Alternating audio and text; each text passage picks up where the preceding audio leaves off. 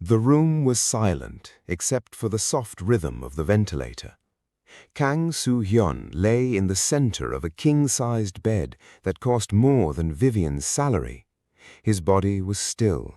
His eyes were open, fixed, unblinking, staring at the ceiling like a man who had already left this world. The doctors called it a persistent vegetative state. His family called it a tragedy. His stepbrother called it an opportunity. Vivian was in the corner, updating the medical log on her tablet, when Kang Jae-won walked in. He always came late, after 11 p.m. when the main household staff had gone to bed and the private security outside had rotated to their quieter post down the hall. He always came alone. He moved to the bedside slowly, unhurried, like a man visiting a grave he personally dug. "Look at you," Jae-won murmured, his voice low and almost affectionate. He reached out and straightened the collar of Soo-yeon's sleep shirt with careful fingers, the gesture of a devoted brother. The great Kang Soo Hyun, Seoul's most feared man, reduced to this. Vivian kept her eyes on her tablet. She was not here. She heard nothing. "I spoke to the board today." Jae-won pulled up the chair and sat. "Told them the neurologist confirmed it, that you're gone, that whatever is left in this bed is just a body keeping a schedule." He smiled. She could hear it in his voice. "They believed me. They always believe me now. Isn't that something?" Vivian's fingers had stopped moving on the tablet. "Father always said you were the real heir, his firstborn, his blood and his pride. But Father isn't here anymore, and you can't argue. You can't fight back. You can't do anything." He leaned in close, so close Vivian could see his shadow bend over the bed from across the room. "The empire is mine now, brother. Every building, every contract, every man who once bowed to your name." His voice dropped to a whisper. "You should have died in that parking garage when you had the chance. You made everything so much harder by surviving." He stood, straightened his jacket, looked down on Soo Hyun one last time. "Rest well. You won't have to wait much longer." He left without looking at Vivian. She was the nurse. She was furniture. The room went quiet. And then, so slowly Vivian almost convinced herself she imagined it, Kang Soo Hyun's eyes moved. Not toward the ceiling, not reflexively, toward her. If a man trapped in his own body just made your heart stop, good. It's about to get so much worse. Subscribe and hit the notification bell, because what happens in this room over the next 3 weeks will destroy you in the best way possible. Now, let's go back to where this started. Vivian Paul did not come to Seoul looking for trouble. She came for the opportunity, a private home care contract paying 4 times what she earned at the hospital back in Lagos. 6 months, 1 patient, full board and lodging in a Gangnam residence that had its own elevator. The agency contact had been brief on the phone. "High-profile client, severe neurological injury. You'll have the night shift, 8 p.m. to 8 a.m. The family wants someone experienced, discreet, and unbothered by unconventional security arrangements." Unconventional security arrangements. Vivian had laughed at that in the taxi on the way over. She stopped laughing when she counted 11 men stationed between the front gate and the bedroom door. The head of the security detail met her at the top of the stairs. His name was Ryu Dae-jung, tall, broad, with a face that looked like it had argued with a wall, and the wall blinked first. He studied Vivian's credentials with the focus of a man reading a suspect's file. Vivian Paul, Lagos University Teaching Hospital, 7 years ICU experience. He looked up. You're younger than I expected. I get that a lot, Vivian said. Is there a problem? Something moved in his expression, too fast to read. No problem. Come. He led her down the corridor and pushed open the double doors to a room at the end of the hall. The patient was not what she expected. Kang Soo Hyun was 34 years old, according to the file. He looked it and didn't. His face was all sharp, clean edges, the kind of bone structure that made people look twice. Even lying still, even surrounded by machines and IV lines and the clinical desolation of a sick room, he had a presence, something heavy and quiet that pressed against the room's air. He had been shot twice, once in the shoulder, once at the base of the skull. The shoulder wound was healing. The cranial injury had caused catastrophic neurological damage. The official prognosis was grim: persistent vegetative state, minimal chance of meaningful recovery. Vivian set down her bag and began her assessment. I always talk to my patients, said Vivian, mostly to herself, moving through her neuro-checks with practiced efficiency, especially when they can't respond. She checked pupillary response, sluggish but present. She tested corneal reflex, present. She waved a hand across his field of vision, no tracking. She made her notes and settled into the chair beside his bed, pulling out the medical log the previous nurse had maintained. Sparse, clinical, impersonal. She looked at him. Okay, Mr. Kang, she said quietly. I'm Vivian. I'll be here every night. You don't have to do anything. Just let me take care of you. His eyes stared at the ceiling. She opened her bag and pulled out her book. At midnight, the bedroom door opened. Vivian looked up. A woman stepped inside, polished, composed, draped in a camel wool coat that whispered money with every movement. Late 30s, the kind of beauty that came with significant maintenance. She moved to the bedside like she owned every inch of the floor she walked on.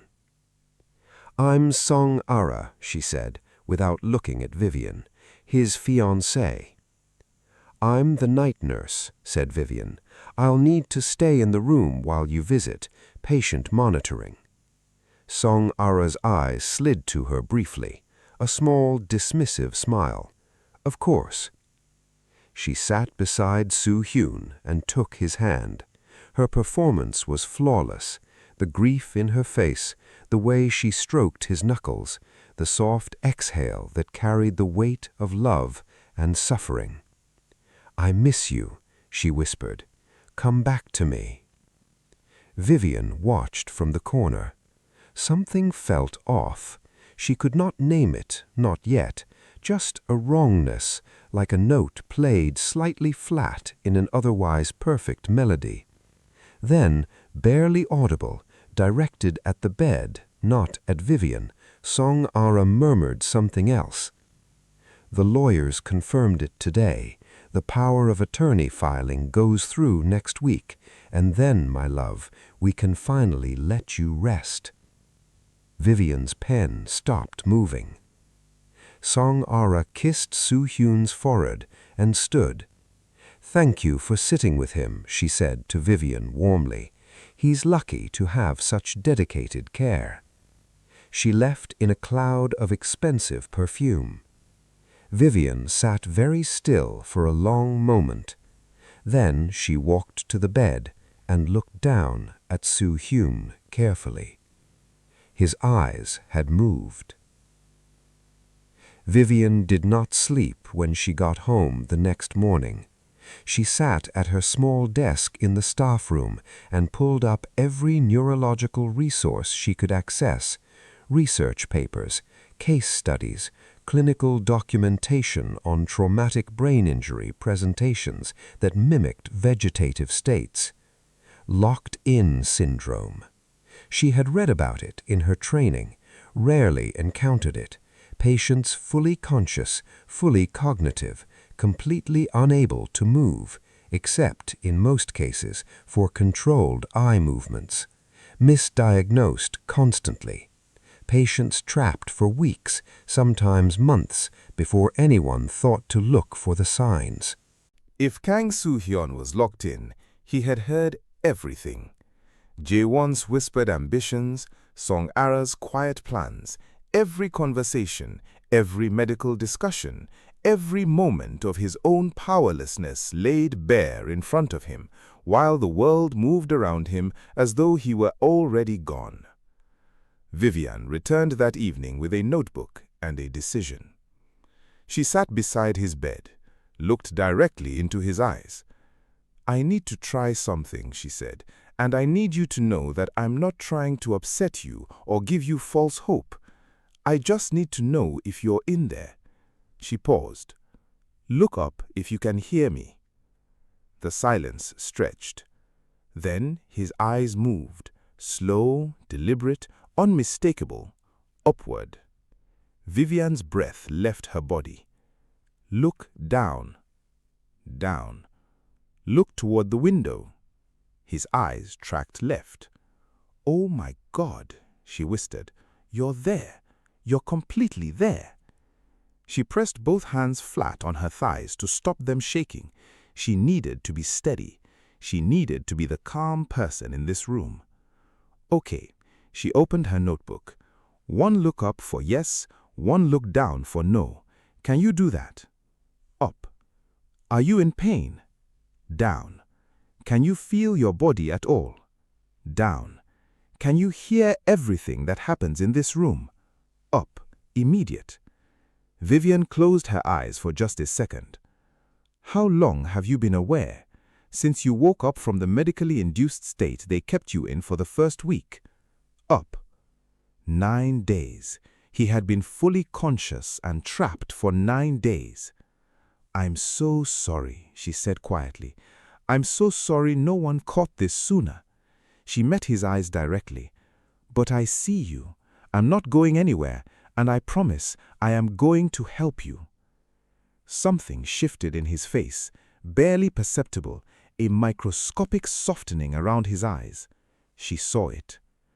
Over the following 2 weeks, they built something extraordinary inside the walls of that quiet room, a language made entirely of yes and no. Vivian would talk, asking questions, eliminating possibilities, narrowing toward truth, and Soo Hyun would answer with his eyes. It was painstaking. It was the most intimate form of communication she had ever experienced with another human being. She learned that he was not afraid of dying. She learned that he was afraid of what would happen to his people, the hundreds of men and women whose livelihoods depended on his organization if Jae-won seized control. She learned that the bullet had not been random, that the attack had been arranged, that someone in his own circle had opened the door. Is the person who arranged the attack someone you trusted? Up, slow, weighted with something that was not just yes, but grief. She learned that he had already known about Ryu Dae-jong and his brother before the shooting, that he had been building evidence, preparing to move against them when they moved first. Does Ryu Dae-jong know about the threat? Down. He doesn't know it's Jae-won. Down, emphatically. Okay, we need to fix that. She also learned smaller things, that he read, voraciously apparently before all of this, that he had no patience for sentiment but a deep and quiet appreciation for strategy, that the one time she'd played soft background music during her shift, he very deliberately looked down when she offered to change it. "I'll take that as strong feedback," she told him, and switched to a jazz playlist.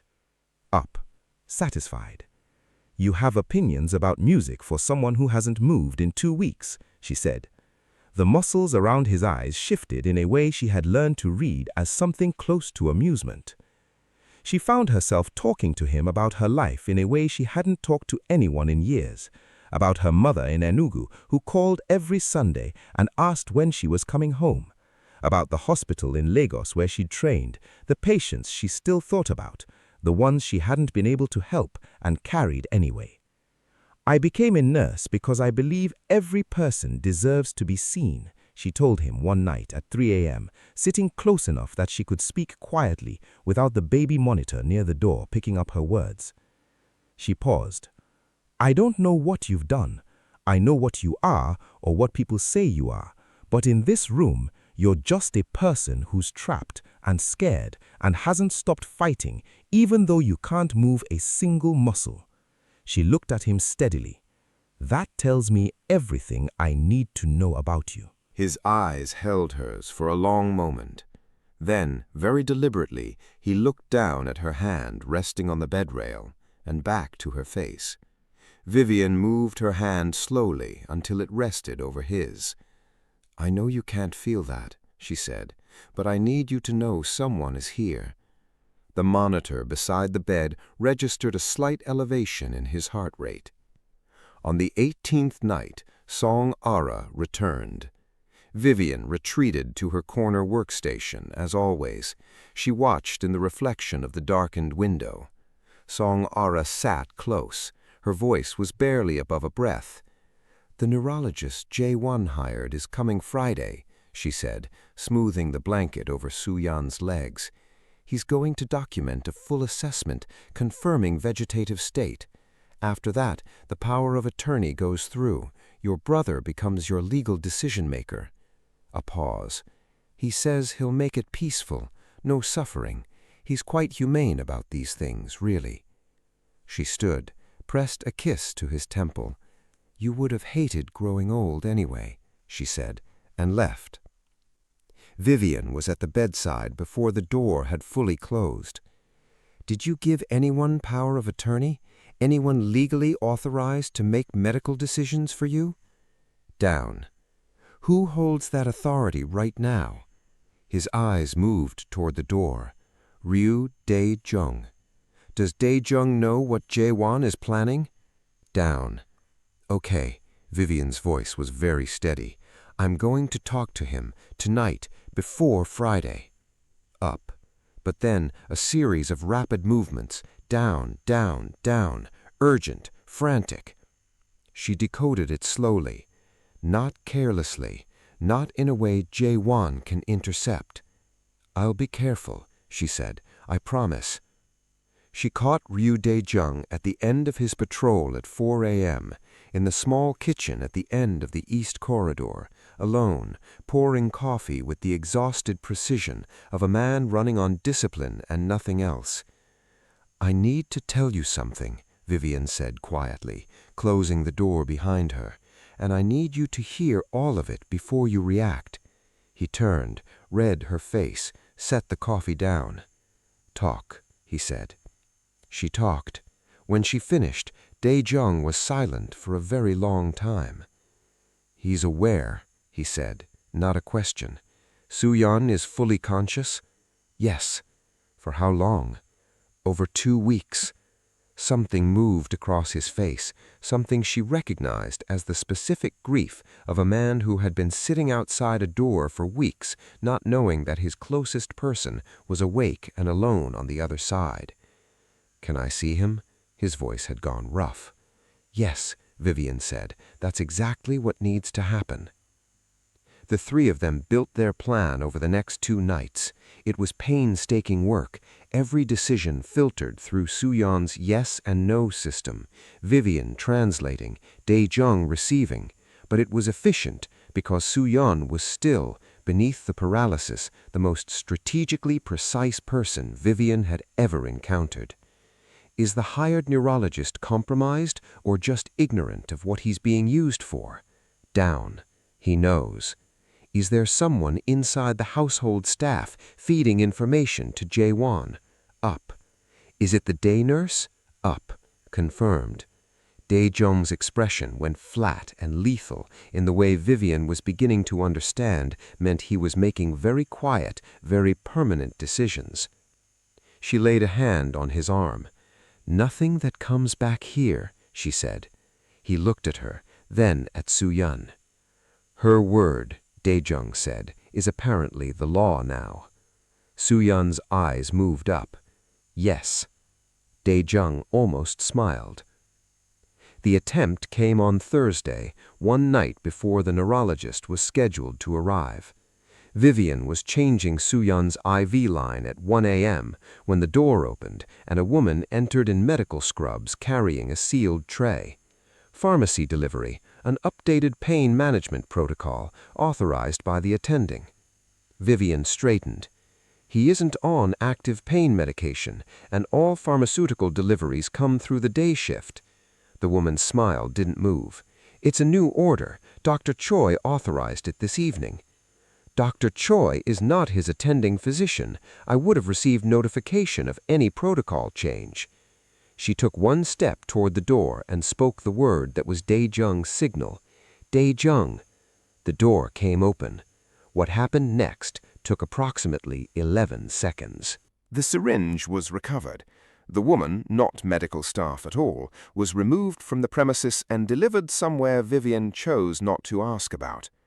The contents of the syringe were tested by a private lab contact of Da-Young's within the hour. Potassium chloride, enough to stop a heart within 60 seconds. Vivian sat down on the edge of Soo Hyun's bed and looked at his face. "That was the third attempt," she said quietly. She'd pieced together the other two from the chart irregularities she'd been logging. "They're running out of patience." His eyes were on her. "Are you okay?" she asked. "Up." "Are you sure? Because that was—" "Up," more firmly. And then his eyes moved, down to her hands, back to her face. The same gesture he'd made before. She put her hand over his. The monitor noted his heart rate. The next morning, before the neurologist arrived, Jae-won came. He walked in to find Ryu Da-young standing at the foot of the bed, Song Ara standing at the window, Vivian standing beside the patient, and Kang Soo Hyun's eyes, open, focused, and looking directly at his brother. "What is this?" Jae-won said. "A family meeting," Da-young said. "I don't see why the nurse needs to be—" "I'm not a vegetable." The room went completely still. The voice was rough, thin, abraded by weeks of disuse and the ventilator that had only recently been removed, but it was a voice, present and deliberate and absolutely unmistakable. Kang Soo Hyun was looking at his brother. "I heard everything," he said. Each word cost him effort, but he spent it without hesitation. "The board meeting, the lawyer, the parking garage," a pause for breath. "The neurologist you hired." Song Ara had gone the color of old ash. Jae-won said nothing. His face had become a mask over whatever was happening underneath it. "You made one mistake," he continued. "You forgot that the room has another person in it." His eyes moved, briefly, quietly, to Vivian, then back. "She saw me when you made sure no one else would." The silence that followed was the kind that precedes consequences. The legal proceedings took 6 weeks. Da-young had been building documentation since the night of Vivian's disclosure, testimony from the impersonator who turned state evidence, the lab results from the syringe, financial records linking Jae-won and Song Ara to the hired shooter from the parking garage. Song Ara was arrested on a Tuesday morning in a hotel lobby in Itaewon mid-checkout. Jae-won's lawyer lasted 4 days before advising him to consider a plea. The board of the Kang organization, the legitimate face of it, the construction and logistics empire that represented 30 years of the family's calculated respectability, voted unanimously to restore Soo Hyun's authority. He was not yet well enough to attend in person. He sent a letter. Young read it aloud in the boardroom. Vivian heard about it second-hand and thought somehow that sounded exactly right. Soo Hyun's recovery was not fast. It was not graceful. It was, he informed Vivian with considerable feeling during one of his physical therapy sessions, the most humiliating experience of his life. You were shot in the head and spent weeks trapped in your own body, and this is the most humiliating part? He said flatly, I cannot open a water bottle. Yet. He looked at her. Yet, he repeated. She smiled. He did not smile back, but something in his face shifted in the way she had learned, first in eye movements, now in the full landscape of his expression, meant the same thing. He was getting stronger, slowly. The experimental neural regeneration protocol his new neurologist had introduced was working. His hands moved with increasing precision. He could turn his head without assistance. His voice, which had started as barely a thread, was filling out into something that carried the weight she suspected it always had. He was still dangerous, she knew that. She had never stopped knowing it. She knew it when Dae-jong came to report on Jae-won's situation one evening, and Soo Hyun's face went very still and very cold in a way that had nothing to do with his injuries.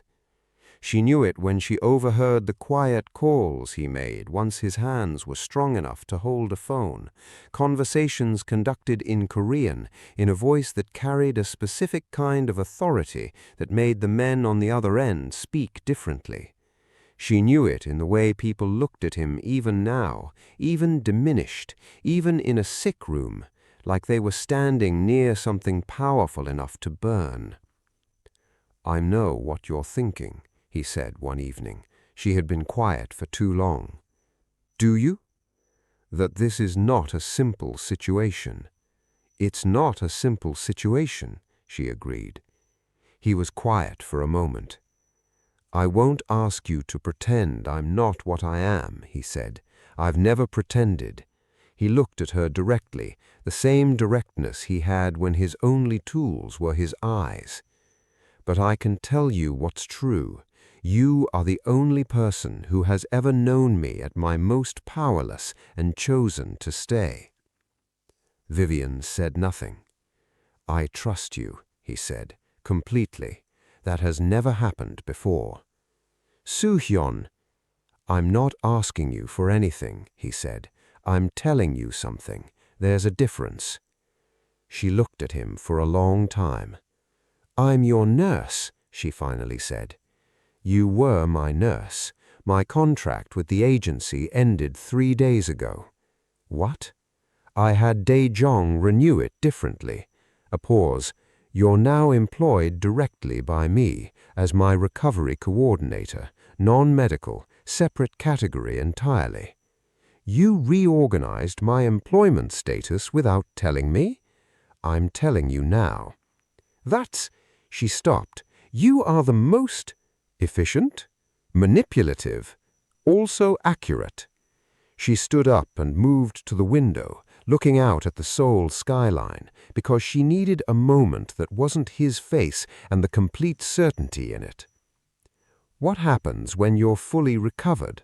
What happens when you go back to all of it, the empire, the men, the things I know happen and choose not to ask about? I go back, he said simply. That part doesn't change. Then what does? You stay. She turned.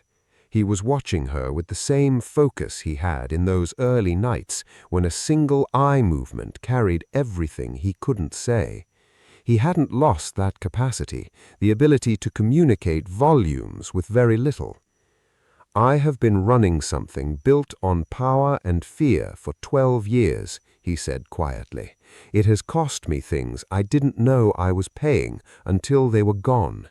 People who only stayed because of what I controlled. He paused. You stayed because of who I was, when what I controlled was nothing.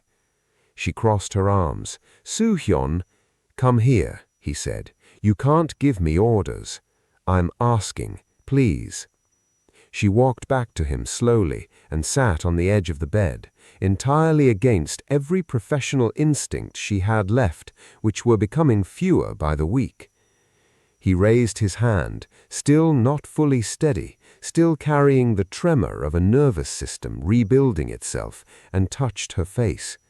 "You're the best thing that has walked into any room I've ever been in, and I have been in some very impressive rooms." She laughed. She couldn't help it. "This is a terrible idea." "Most good things are." "You are completely impossible." "Yes. I live in Lagos. I have a plane. I have a life there, a family. My mother calls every Sunday. I will learn to make the foods she likes so she approves of me." Vivian stared at him. "You are not serious."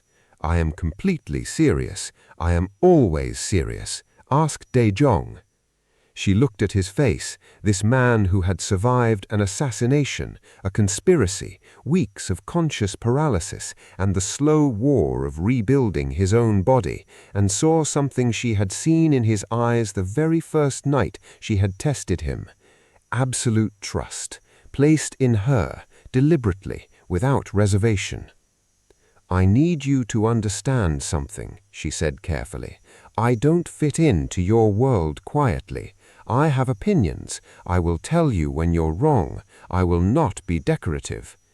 "I know," he said. "That is specifically why." She kissed him. It was careful. He was still fragile in ways neither of them fully acknowledged, but his hand was steady on her face, and the monitors beside the bed registered what they registered, and neither of them mentioned it.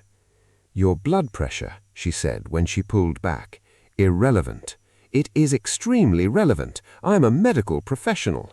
"Former medical professional. You're my recovery coordinator now. I will coordinate you directly into a second hospitalization."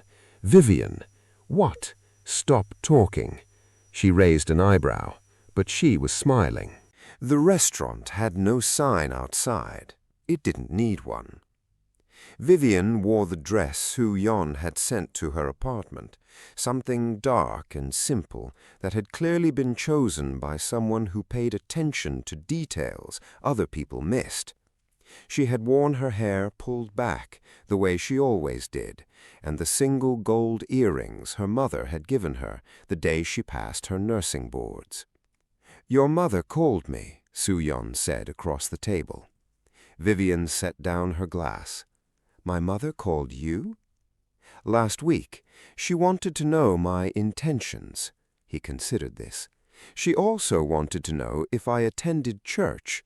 I told her I had recently begun exploring matters of faith." "You told my deeply Pentecostal mother that you're finding God?" "I told her I was open to the process." A pause. "She invited me to visit Enugu." Vivian stared at him. "She what?" "She said any man who reorganized his entire legitimate business holdings to ensure his recovery coordinator's employment security was clearly serious about commitment." His expression was neutral. Her words. "You told her about the employment contract?" "She asked direct questions. I gave direct answers. She appreciated that." "Soo Hyun." "She also asked if I cooked." He looked at her steadily. "I had learned 3 dishes. Egusi soup gave me the most difficulty, but I've corrected the technique." Vivian put her face in her hands. "The chef at this restaurant helped me with the consistency," he added helpfully. "You," Vivian said from behind her hands, "are the most terrifying person I have ever met." "Dae-jung." "Dae-jung is less terrifying than you are because Dae-jung learns to cook my mother's food. I take thoroughness seriously." She looked up at him, and there it was, the thing that always undid her. Beneath the precision and the authority and the quiet danger of him, something careful, something that had chosen her deliberately and then committed to that choice with the same total focus he applied to everything.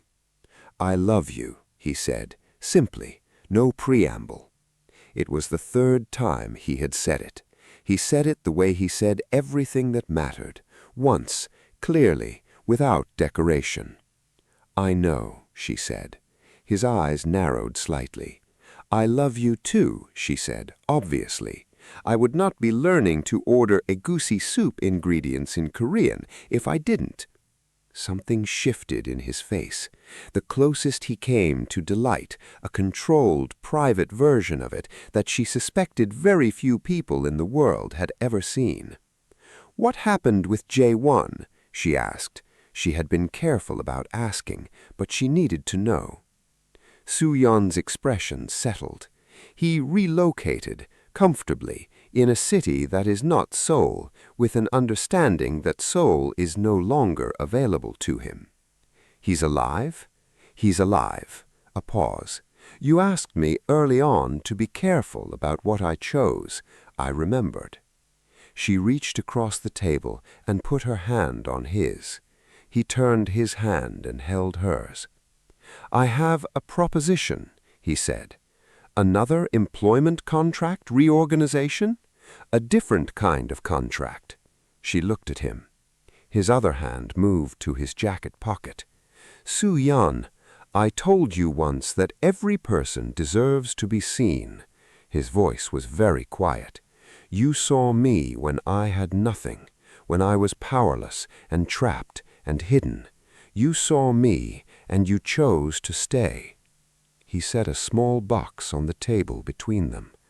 "I would like to spend the rest of my life making sure you are equally seen."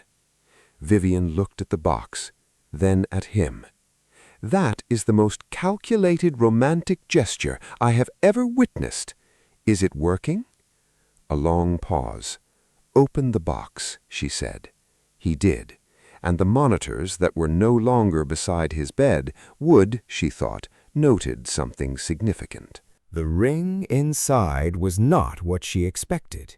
She had braced herself for something overwhelming, something that announced itself the way everything else in his world announced itself, with size and weight and the quiet arrogance of extreme wealth. It was not that.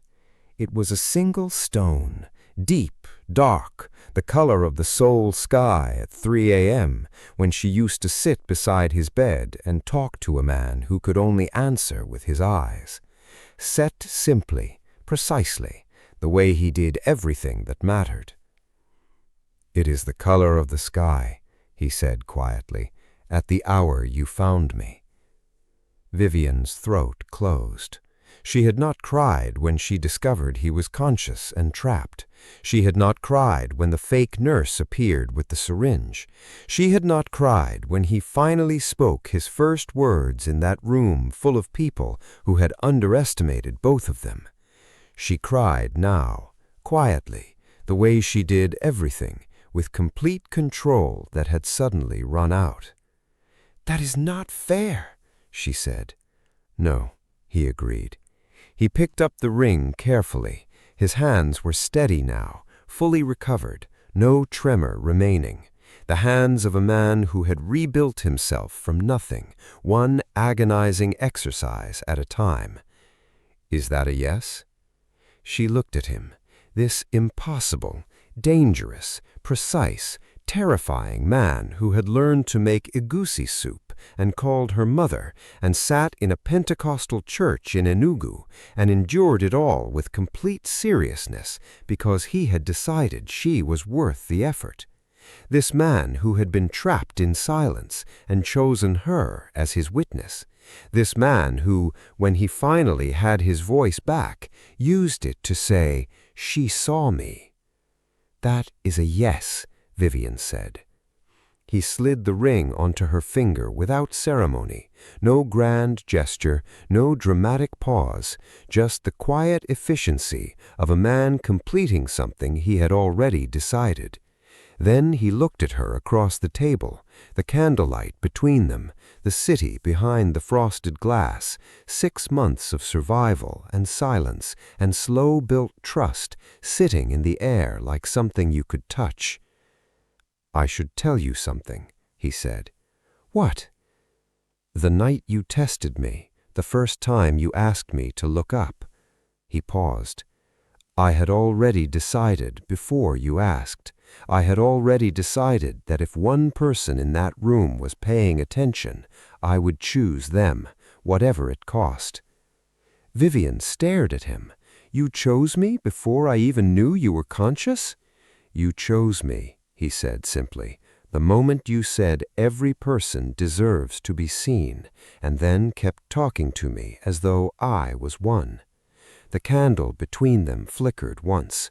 Seoul moved outside the glass, indifferent, enormous, blazing with its own particular kind of life. And inside the restaurant, at a table that needed no reservation if your name was Kang Soo Hyun, a woman who had come to this city for a nursing contract and stayed for something she could not have predicted, pressed her forehead briefly to the hand of the man across from her. "You are," she said into his knuckles, "the most exhausting person I have ever met." "Yes," he said. "I am going to spend the rest of my life telling you that." "I am counting on it." She lifted her head, looked at him. He looked back, the way he always had, even when looking was the only thing he could do, with the total focused certainty of a man who had been given one tool and used it to hold on to everything that mattered. "Take me home," she said. "Which home?" She thought about it. Her apartment in Vivian is part of Gangnam, the house in Enugu where her mother would already be planning a Thanksgiving service the moment she heard the news, the room at the end of the corridor in the Kang residence where she had first sat down beside a man the world had written off and said, "I'll be here every night." "Yours," she said, "for now." He stood, extended his hand across the table. She took it, and they walked out of the restaurant together, into Seoul, into the night, into whatever came next for two people who had found each other in the most impossible of circumstances and decided, separately and then together, that impossible was not the same as wrong. And that, besties, is where we leave them. If this story wrecked you, good, it was supposed to. Drop a comment right now and tell me the moment that broke you. Was it when his eyes moved for the first time? Was it when he said, "She saw me," when you made sure no one else would? Or was it the ring, the color of the Seoul sky at 3 a.m.? I need to know, because the comments on this one are going to be everything. Smash that like button if Vivian and Soo Hyun deserve all the happiness in the world after everything they survived together.